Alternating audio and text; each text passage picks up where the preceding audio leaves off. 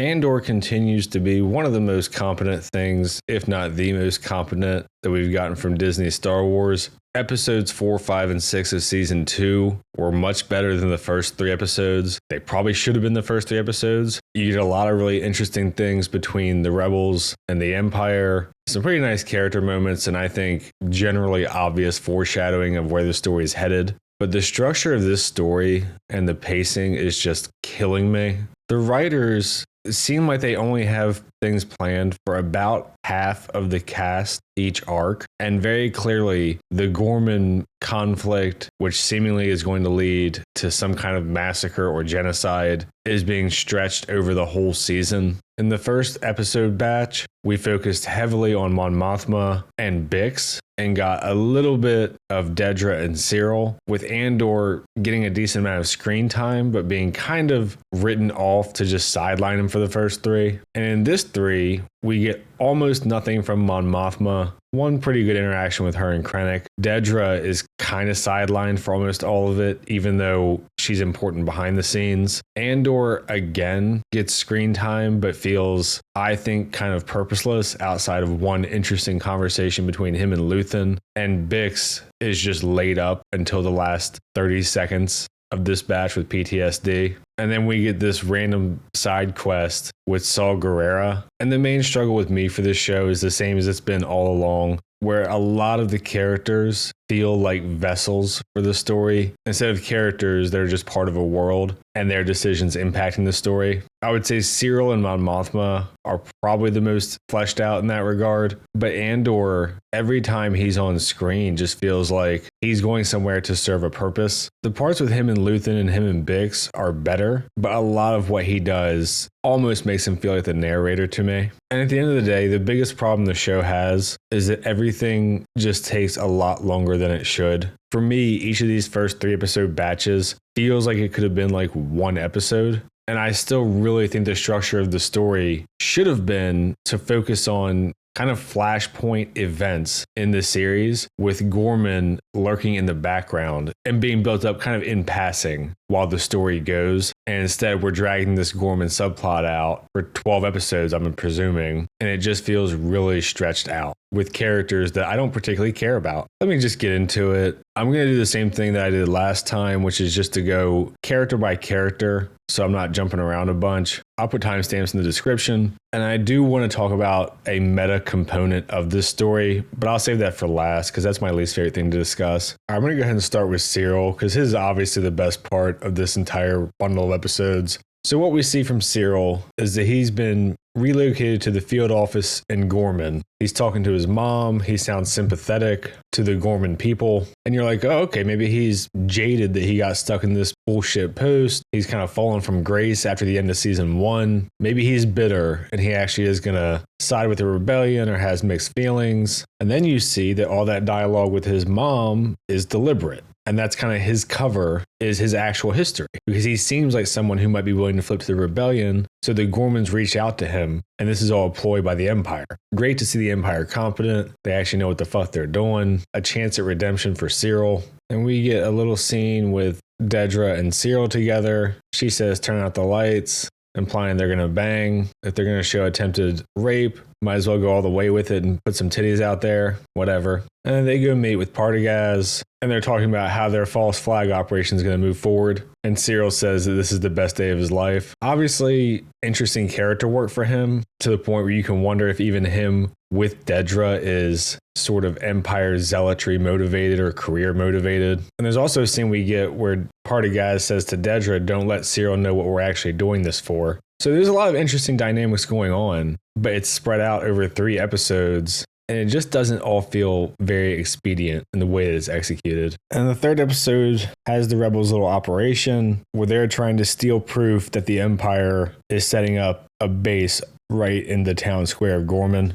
So Syril had a successful mission, and we'll get another year time jump after this. And I think part of the reason this show feels really slow to me is because these year time jumps, and we're not getting particularly big events, and I don't care about the characters. And then we get reference to things off screen that sound more interesting, frankly, than what we're watching. That's Cyril's part for this batch. All his stuff is really well done, But like I said, you get maybe half an hour of screen time spread out over 3 episodes. And his part is not the biggest problem for this batch, but things do just feel really stretched out in general. I guess I'll go to Mon Mothma's part because there's only a couple scenes that she gets. And world building wise, it moves the story forward. But that's still one of my fundamental issues with this season is the idea that the Empire is trying to build the Death Star and they're playing these years long games with Gorman when Palpatine became Emperor 20 years prior. And I understand that Senate wasn't officially dissolved until A New Hope, but once he had the power and clone army after episode 3, this close to the original movies, it just doesn't feel like the Empire would be playing these games to me.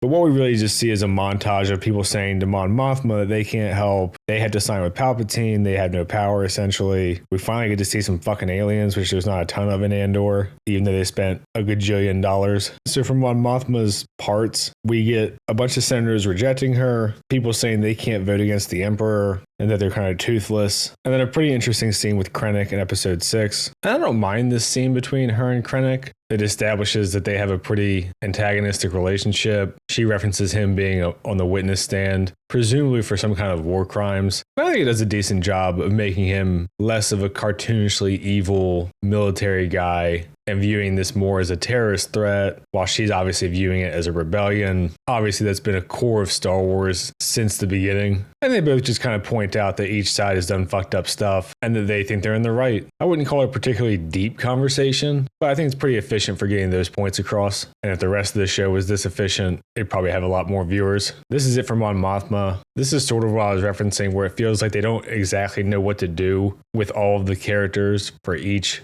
act or arc or whatever you want to call it. So they just kind of get a couple little random things tossed in just so you know they're still around. Although Mon Mothma, much more than the other characters, it feels like her time is actually useful. Speaking of useless time, I guess I'll knock out Wilmon and Saul Guerrera's moments here real quick. Wilmon drops off some Rhydonium. He has to train one of their guys how to use it because it's so volatile. And if Forrest Whitaker's any indication, it also makes you high all the time and sound like you're on your deathbed. So Wilmon has to train Saul's guy, and then Saul wants him killed once his guy learns. Saul figures out that guy's a traitor, uses him to set bait elsewhere as a decoy. They get to their base, get high, and scream. That's kind of it. I'm assuming this will lead somewhere, but I do not give a fuck about Wilmon. I like Forrest Whitaker, but Saul is annoying to listen to. Dogs like this. Like he's gonna die any second. Every word's a strain. I can't fucking take it, but whatever. For now, they're high together, and we won't see him for another year. Gonna move on to Luthen next, before we get into Andor. Luthen goes to meet up with Lonnie on their secret elevator.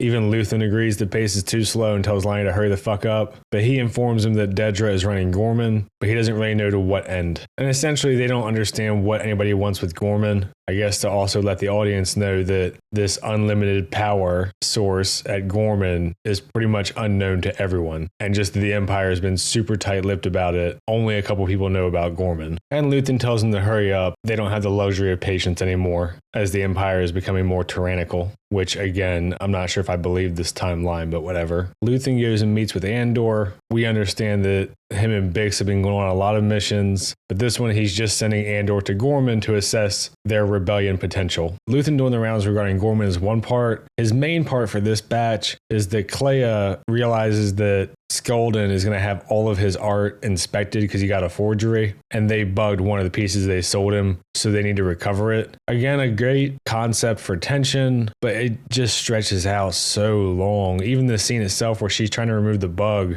feels like it goes on for like 15 fucking minutes. He stops by after Andor leaves to see how Bix is doing, tells her that he'll try to find somewhere so she won't go stir crazy, and to lay off the drugs that she's using to sleep. He's also becoming concerned about Bix's mental state, and he's very willing to sacrifice whoever, obviously, and that includes Bix, which leads to probably the most interesting scene for Andor this whole season so far. And again, this is what I'm talking about, things being stretched out. Kleya finding out about the art inspection is one of the first parts of this episode, And almost 40 minutes in, she tells Luthen, and they say, okay, they need to go to the party. So it just feels like we're getting 2 episodes of setup for every episode of some kind of payoffs, many of which I don't give a fuck about. Obviously, Stellan Skarsgård is always great. He has a little meltdown about how there's just too much information to keep track of until Kleya is like, we have to get the bug. It kind of is what it is. And the next episode, he's picking up Andor. And I guess the writers were really proud of the name Varian Sky that they use as his alias for this mission, because every person in the show compliments it. Feels like a little bit of jacking off there. And this is probably the most interesting conversation that Andor has this season with Luthen here, where Andor dismisses Gorman very quickly. He says they're rushing. It's too late now. The Empire's already building an armory in town, and Luthen doesn't care. He's like, we need them. They're high status. They're high wealth. It'd be huge both logistically and morale-wise for the rebellion. So Luthen doesn't give a shit and says either we get them, or if it goes up in flames, it'll burn brightly, as in it'll make a big difference regardless. And he doesn't give a shit if the Gorman people die or not. So he sends Vel and Cinta in Andor's place because Andor refused. And there's a line in that conversation that I really like where Luthen accuses Andor of thinking like a thief. And he says that he's thinking like a soldier. And Luthen says that he needs to think like a leader. And what he's trying to communicate is that Andor is just thinking of kind of how to survive, but a leader is thinking of what it takes to win. And you've probably heard sayings that are indicative of this along the lines of soldiers mourning losses, but generals mourning battles,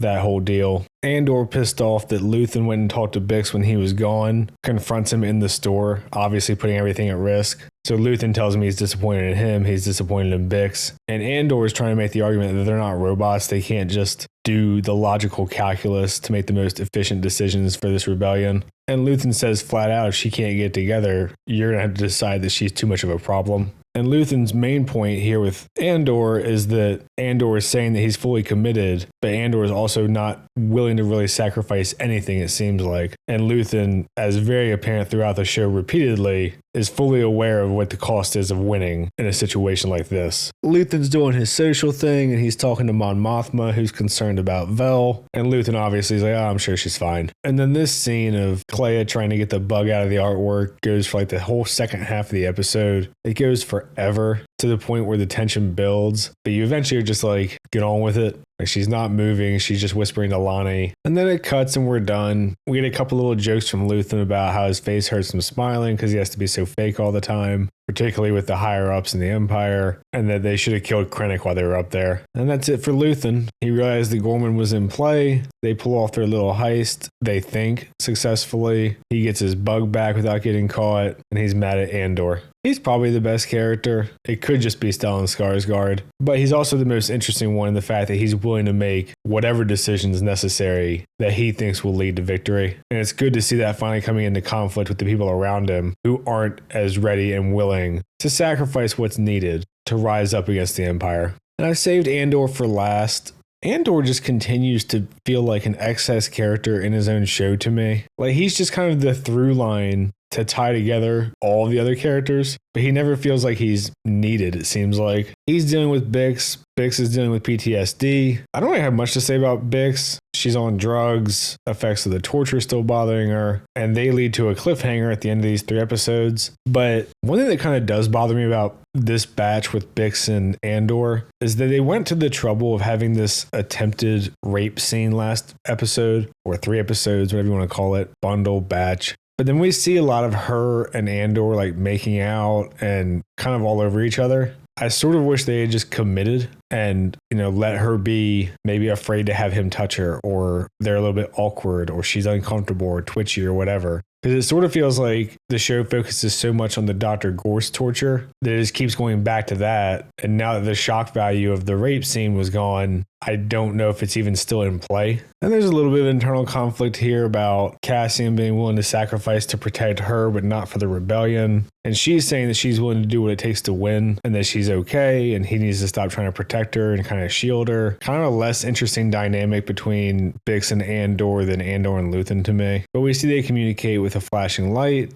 So Luthen wants to meet up, and this is what leads to his trip to Gorman. I didn't find his trip to Gorman particularly interesting. We can see that he's become kind of a veteran in the rebellion, pretty experienced, quick in his assessment. We get some of the history of the area and they reference some past events. And then, as I already mentioned, he says that they're just trying to rush and it's too late now that the eye of the Empire is focused on them. They talk about their plan for this little heist. Andor says no because they're way too rushed. So he leaves. And this is all kind of just an excuse for us to get what's supposed to be a sad death next episode. Again, it's a death that I could not give a fuck less about. And we see that Andor is uncertain about moving forward. And Rylance essentially says he's not a revolutionary, seeming to imply that if he's that cautious, he'll never act. I found Vel to be insufferable this episode. And then the last couple of minutes of her is just laying into this kid who shot Cinta, which she's right to do. She's just annoying. And I guess this kid will have a bigger part to come later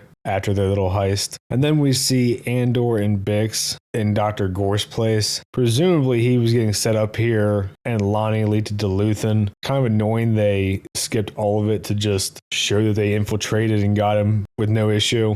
But whatever. Bix puts the torture device on him and they blow up the whole office. And that's Andor's part and the whole 3 episodes here. Again, a lot of good story concepts and beats and conversations. It just feels like a show for me that's 75% setups with middling payoffs for characters that I just don't have a vested interest in. Syril and Luthen are probably the most compelling. Dedra's okay, Mon Mothma's interesting, but Andor and Bix I don't give a shit about. A lot of the other rebels I don't care about. Saul Guerrero is annoying. And now we're halfway through the season, 2 years out of 4 years into a story, and it just sort of feels like we're trudging along. I'm sure the climax will be fun to watch with the massacre of the Gormans or whatever happens, and probably Bix dying at some point since she's not in Rogue One.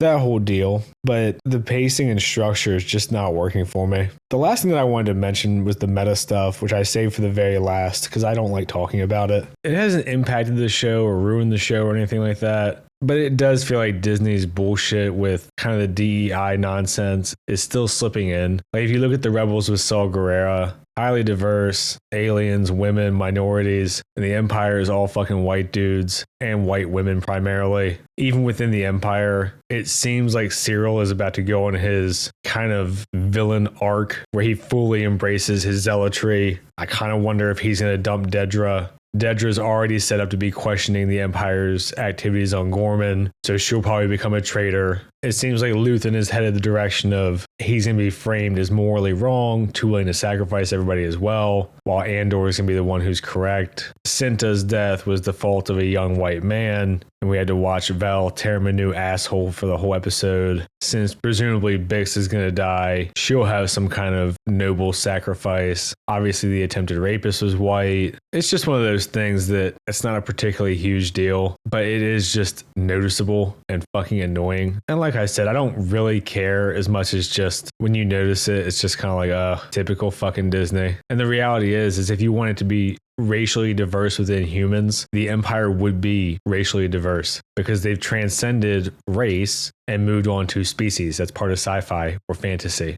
Like a white human wouldn't bother looking down on a black human. All of the humans would look down on the freaky aliens.